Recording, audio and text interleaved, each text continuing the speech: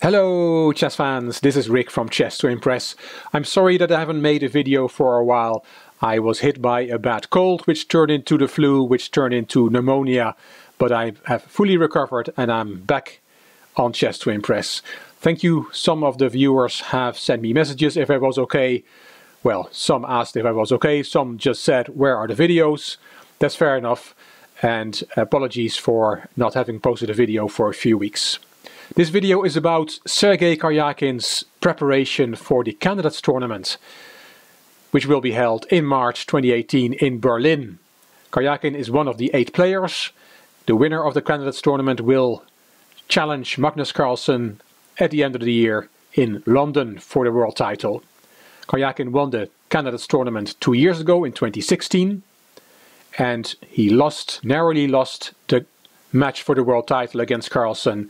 And by being the losing finalist, he automatically qualified for this Candidates Tournament. Karjakin is from Russia, but he has gone to Scotland for his training camp. And he posted some pictures on Instagram. This is one of them, in front of a castle where Karjakin is doing his preparation. Here you can see another picture.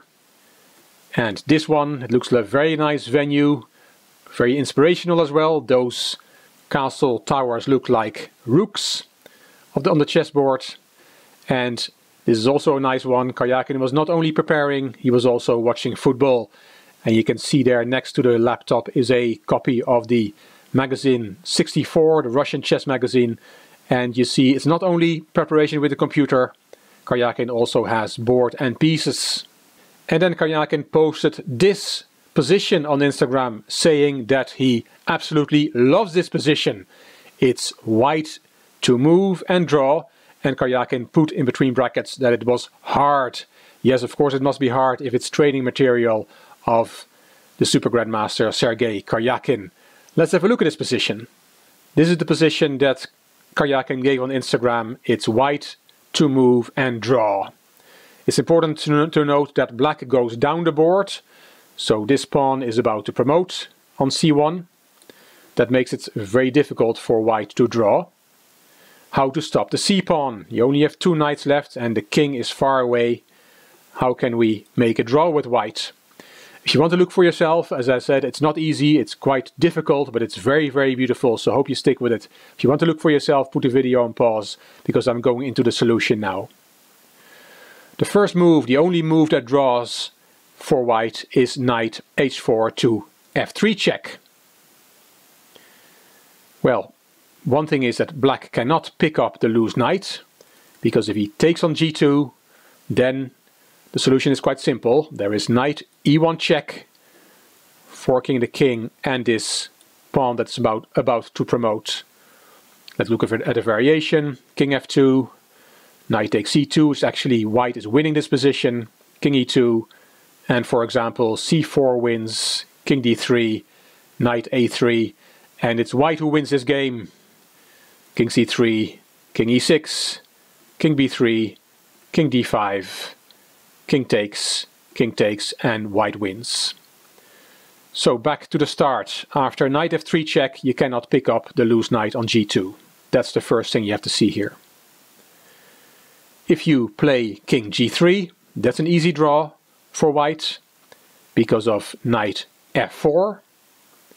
Knight g1, by the way, is also a draw. But let's look at knight f4. The variations are quite similar. If you then take on f4, then there is knight e1. Very nice move, because if you promote to a queen, there is the old knight fork. Forking king and queen, king e3, knight takes c1, and this is actually a win again for white.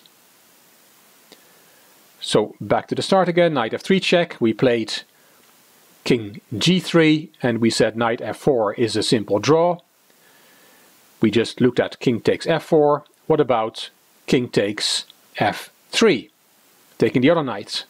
Well, that's also a draw, because then there is knight d3 controlling the c1 square. If you play king e3, there is knight c1 and black cannot win this position. Let's look at a few variations. King d2, knight a2, protecting the c3 square, controlling the promotion square. White will bring his king closer, and this is a draw. If after knight c1 we play c4, that's also a draw. The king comes closer, and for example king d2, knight a2, and now black has to be careful. The best thing is here is to promote, and then after knight takes c1 you have to be sure to capture the pawn and not in a knee-jerk reaction capturing the knight, because if you take the knight then it's white winning again. King d5, king c2, king takes c4, and this pawn will go through to queen. But after c1 queen and knight takes c1 you play king takes c3, then of course the game is a draw because white has no more mating potential. So all that after knight f3 check, the first move, and then we played king g3 and we played knight f4, and we saw that taking on f3 and taking on f4 does not work, and queening the pawn doesn't work either. c1 queen, there is this knight fork again, picking up the queen, and actually white is winning this position. So back to the start, we have played knight f3 check, and we saw that king g3 is an easy draw. We also saw that you cannot take the knight on g2, but what about king h1? After king h1 there is an incredible move from white, and that is knight in g1. What a move this is. This is the only way to make a draw. Well, what about knight g1? Why is that a draw? Well, let's look at the captures first. Again, let's take that knight on g1. Well, that is a draw because of knight f4, and again you cannot promote because of the fork. And if after knight f4 you play, for example, king f2, then there is knight d3 check, king e3, knight c1, and we saw a similar variation before. This is a draw. What about after knight g1 if you take the other knight? King takes g2. Well, that's an easy draw because of knight e2. We cover the promotion square. Let's look at a few more moves. King f2, knight c1, king e1, king e6, king d2, knight a2, and we've seen this draw before. So after knight g1, this amazing move, it's not good to take either of those knights. But what about queening? c1 queen, there are no knight forks now that win the queen immediately. So how can this be a draw for white? Well, the next move, the only move that makes a draw, is knight e2. Okay, it's attacking the queen, but there is an easy way for black to get out of it. Let's play queen f1 check, for example, and then there is knight gf4, which is the last move of this study, because this is a draw. How can this be the last move? How can this be a draw? Well, if we look at the position more closely, then we see that this is a positional draw. And why? Well, the first point, which is very important, is that the pawn on c3 is protected. Which means that if white decides not to play his knights and not to play the pawn, that the pawn on c3 can never be taken. Which means that this pawn on c5 is not worth much for black. Secondly, it's important to see that the knights are covering each other. So again, if white does not play his knights, they can stay there forever. Black will never be able to take one of those knights because the other knight will take back, and that will be a draw. But most importantly is that the black king is in a cage.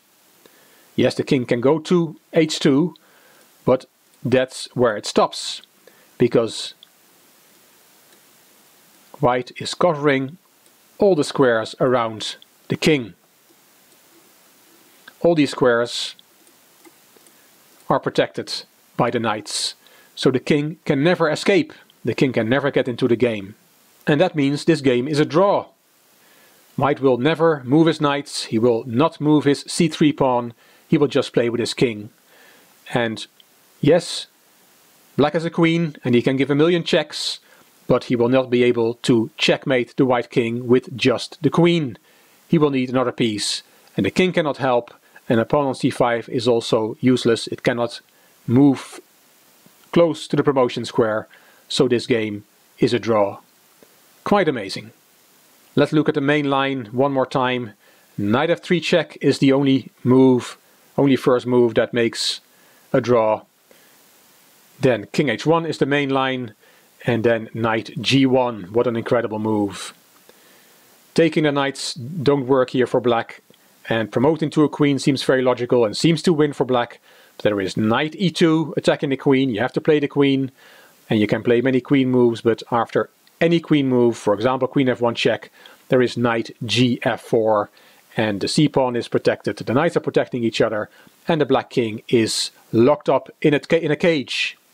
And the white queen cannot checkmate the white king just by herself. She will need help from another piece, but the two other pieces that black has are not able to help the queen, and it is a draw. What a beautiful puzzle. I don't know who the composer is. Karjakin doesn't say that. If you happen to know who it is, please let me know and I'll add it to the description box. It's interesting to see the type of material, the type of training material that a candidate for the World Championship is working on. I wonder how much time it took Karjakin to find a solution to this wonderful study. Hope you enjoyed this video. If you did, please give it a thumbs up. Please subscribe to the Chess to Impress channel and please leave a comment. You also may want to check out my Chess to Progress channel. The link is in the description box. This is Rick for Chess to Impress. Thank you for watching.